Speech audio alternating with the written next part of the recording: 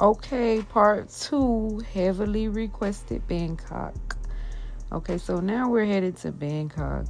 And as you can see on these interactive maps, I really got to get my geography up because, baby, some of those countries I've never even heard of. We decided to rent a car. Here, I'm just taking a tag because I saw the rental car woman taking videos, so I just got the tag. Yeah, we're riding out in Bangkok right now. Yes, so we're in this cool dispensary and it was super lit. They closed at 1:30 a.m. Bangkok time. And it was a total vibe. It's like so if you ever in Thailand. Look at the cool little artwork they have on the wall. A little Basquiat inspired. So I was feeling this spot. We like this spot. This is our room. Time to check in. I'm always digging a 5-star joint. For real. Don't Airbnb me because I like service and I like security. No offense to nobody else, but this hotel was great. Loved it to death. Service, I'm literally going to give them a cool review on the website because it was tip top notch, and very classy spot. Super classy. I love views and I love service. I love towel changes. Look at this incredible view we woke up to every day in Bangkok. Loved it. Day and night. Just perfect. This is how I like to travel. Like service. Just me just hanging out the pool. I was trying to decide, should I get in the pool or should I not? Sweet, cool little pool on 28th floor or some joint like that. I was like, should I swim or should I not swim? I couldn't decide because we had too many appointments and, you know, the pool was very aesthetically pleasing and I decided not to swim. Nonetheless, I was digging the hotel. I was up before Jason was. I decided to go for a swim, but I didn't take a swim before our breakfast. That's another reason I like staying at hotels, especially 5 stars, because they always give you a excellent breakfast in the morning, and it usually comes with your room. So we went to this pretty cool thing in Bangkok, the tallest point in Bangkok. Like the skywalk is very popular. You can like Google it or something if you ever in Bangkok. It's pretty cool though. It was super high. I'm kind of scared of heights like that I can see. I don't mind being on a plane. This was super dope. It was an interactive elevator that took you to the floor of the skywalk. So super cool. I enjoyed that a lot. It was so cute. And I'll compare the skywalk in Singapore to the one in Thailand in one of these videos because it's a big difference. Both cool, but I'll let y'all know. This is me all the way up trying to stall because I did not want to go on a skywalk, the clear floor. And Jason was like ecstatic about that, but I was like trying to stall, like, let's get another drink. Let's do all these things before we actually get on the skywalk because I was like scared or whatever. But I did it. In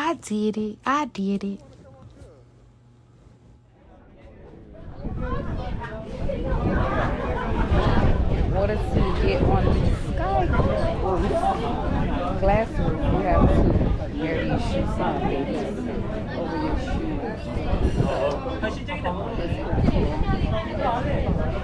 They don't allow anything with glass. I'm still scared, y'all. That's a little scary for me.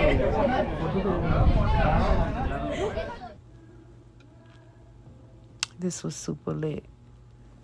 Plus we had drinks. So I don't know if that made it better or worse. Being so high up. Having drinks. But it was fun nonetheless. Bangkok is like a magical place. Yeah, we got another drink. All I love. he's on a skywalk right now. They didn't allow cameras on there. You had to put on cotton on your feet. I did the skywalk, but then we found a donut shop. It was busting or whatever. This is Jason, so freaking brave to drive around Bangkok because of my advice. I'm like, let's do it. And our trip was all about adventure. The motorcycles and the scooters run the roads in Bangkok. Like, for real, no BS. It's so many. They go any which way they want. But we had fun driving on the wrong side of the road. We had a slight fender bender. Don't tell him I told y'all. As soon as we got there, like the first hour. But it was all good. We gave the man 7,500 baht. He didn't even want to take the money. But the roads are super crazy. You need to be a skilled driver to handle those roads. And you also need an international driver's permit with your license and passport. But you need to be a skilled driver because these drivers are reckless. You hear me? They're already on a different side of the road than we are. And we got lost even with the GPS. We were headed to our cooking class here. And the GPS said 22 minutes. It took us like an hour and a half, even though we had GPS. The roads are no joke in Bangkok.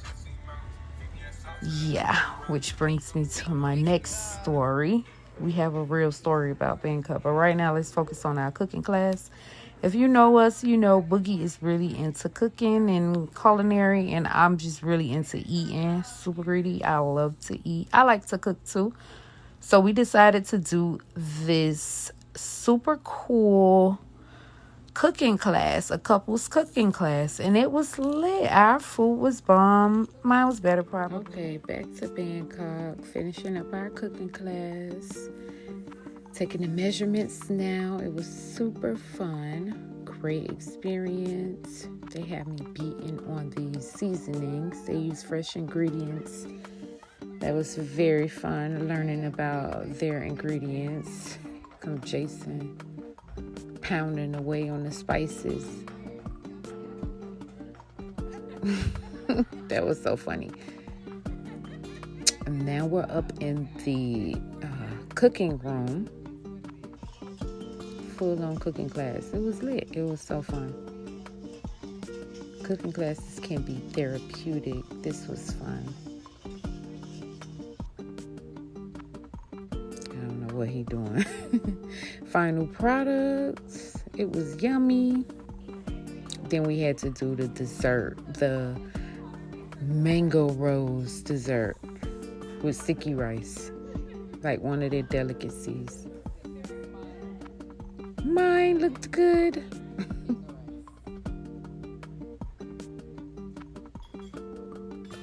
He was still working on his. Yep, so we headed to the room back in that crazy traffic. We decided to tear Bangkok down for the night. Crazy traffic always.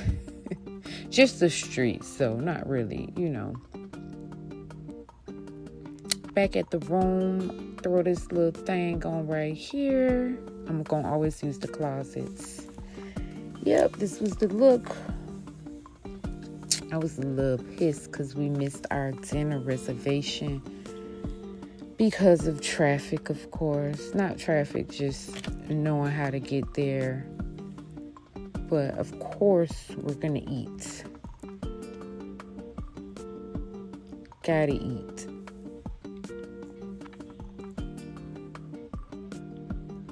And I'm going to use chopsticks everywhere.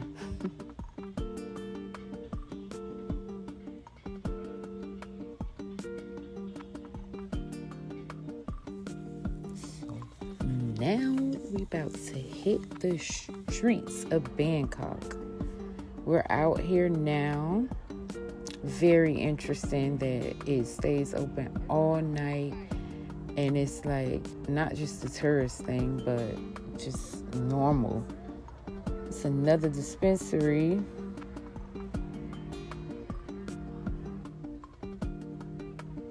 Pretty cool. They got tons of varieties, but this was a normal thing, running into different dispensaries. They have more dispensaries than they have gas stations. They set up pool table. Now we back in the streets, sightseeing, about to head to another location.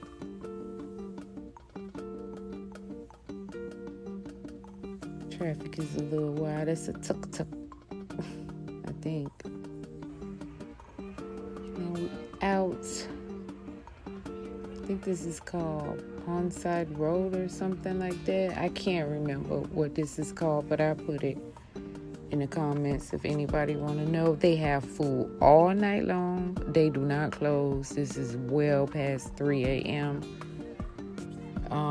We didn't try the street food because we was like eating most of the day. But Jason got a coconut water, a fresh coconut water.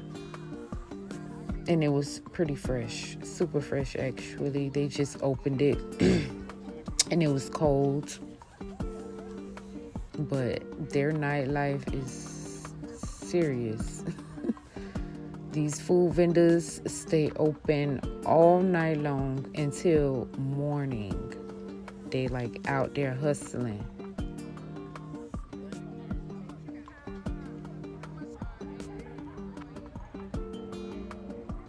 We out here. This is like how all the clubs are right next to each other. We just walking the strip, checking out the scene. This is so cool. This is a laughing gas club where they sell laughing gas and balloons. Yes, laughing gas and balloons. So funny. So they don't too much let you record, but you know, we recorded a little bit. That was like a cool spot. You see people just laughing, having drinks, and sipping balloons. That was lit. We back in traffic again. Back in traffic again. This trip, we pretty much relied on one of our GPSs on the phone because somebody else didn't call their phone company and let them know. You know, it was a pretty last minute trip. But, yeah, so we were in traffic, headed to the next spot here. A little trafficy here. Like, it wasn't bad. The traffic is just that you need to know where you headed.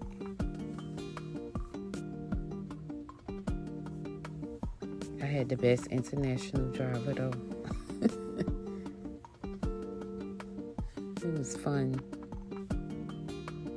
Just being a passenger.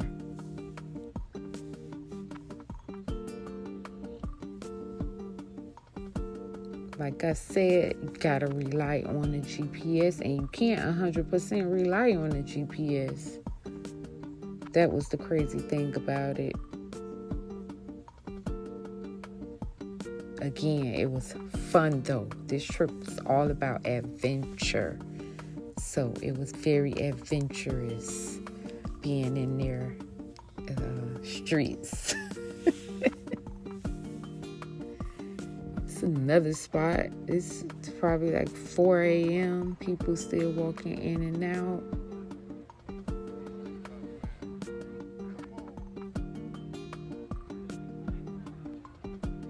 All the vendors still out this late.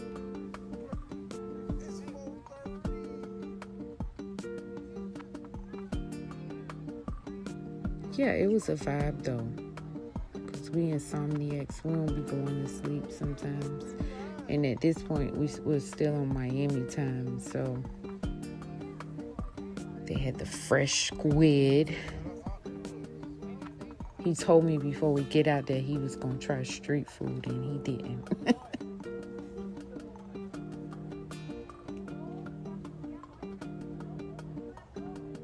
It was a total vibe, though. Just seeing how others do it.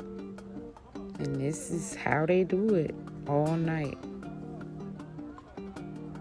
Party all night, sleep all day. We about to end our night, but the next day on our trip got a little crazy. We're still out right now, but we don't really have a lot of footage. But it got a little crazy because she got a little crazy, and I got motherfucking lost in Bangkok traffic for the whole day with no phone and no GPS. no lie, y'all, real hangover vibes. But this is at the room where it all started. We got back in the room and things got a little crazy. Nonetheless, we in the room having a good old time.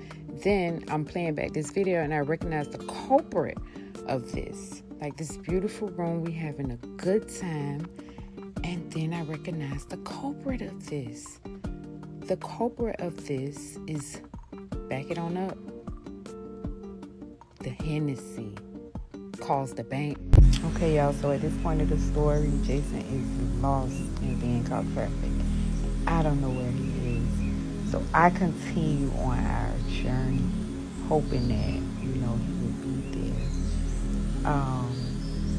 When I got off the 1-hour flight from Bangkok to Krabi Island, because we didn't know our itinerary, not much, but we kind of got separated. Here we are. I'm headed to Krabi Island, and I did not know at the time that you had to take a boat everywhere. So it's after 7 and I'm on this pier, so I decided to go try to find a resort. Couldn't find the resort, had to find another room. And look who I see, y'all, by the boat. All I love. Being separated was so humbling. So we had to take this speedboat from that pier to head to another pier, a 50-minute speedboat to another pier. At this point, I'm just so happy that we found each other. So we're on our speedboat and we arrived to another pier, which we find out that we have to take the longboats everywhere. To each resort, every activity, you have to take the longboat. So it's at this pier that we found out that we have to take a longboat to our actual resort, which was about 20 minutes away by boat. We both were craving adventure, and boy, this was adventure. So it took us literally 3 boats to get to our room. Had to roll up. This is us almost to our room after a flight in 3 boats. This is Phiphi Island's way of life.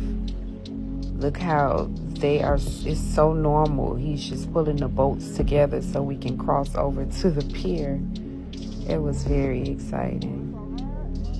And then we find out this is how we get to check in our room, to the lobby, and this is our transfer to our room every day. Look at that cool boat called Marijuana. So this little transportation truck thing was literally the only way up and down to our little villa. We didn't know what to expect our first time there, but this is all about adventure. So this is pretty cool. Every day we needed this little truck thing to leave the resort. But like clockwork, those people were on point so much. We never had to wait. In fact, they waited on us so much. They were always ready.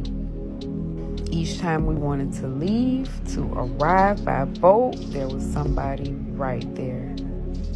Right now, we just arriving to the lobby to check in. It was such a journey to get to this point.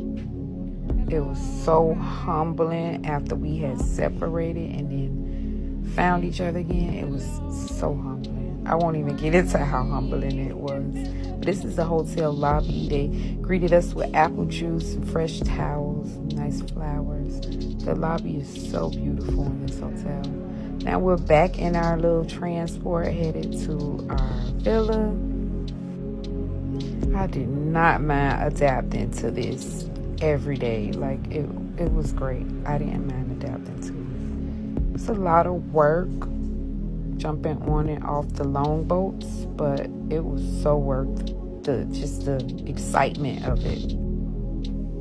After getting used to the commuting, all the transport things, like after a day or so, I really discovered that this place was a magical land. Like, it was a magical place, like a small little water world, but infused with magic. Every single person on this island was just incredibly nice. They were more happy that we made the journey and came there than anything. This was the suite. This was the balcony in the suite. Love this incredible view. Pay attention to that beautiful water. But this place was a magical land. The people were so nice. We took a boat to Monkey Island, where this whole island was taken over by monkeys, I guess. It's a cool little island. I kind of stayed far back away from them, you know. Seemed nice, but we had a lot of adventures. This video won't allow me to show them all. That's us. But this was very humbling and a nice experience. This was crazy. So we were late to our water taxi. They told us to be there at 7:30. We got there at 7:40. We understand why. The water disappears at night at 7:30. This is me. I was cute. Can't wait to wear that dress. Yeah, the water disappears at night and it returns. So we had to go to another island to get the magic fire show and catch dinner. Walked on the beach a little bit. When we returned to our room, the water was back. And this is me at like 6 a.m. I woke up and the water was gone. It's a total magic place. And after breakfast, it was back. Every day at least at like 6 a.m. and also at 7:30 p.m. on the dot, like 7:40 p.m. on the dot. But this was a total magic land full of love and forgiveness and happiness. Thailand is magic.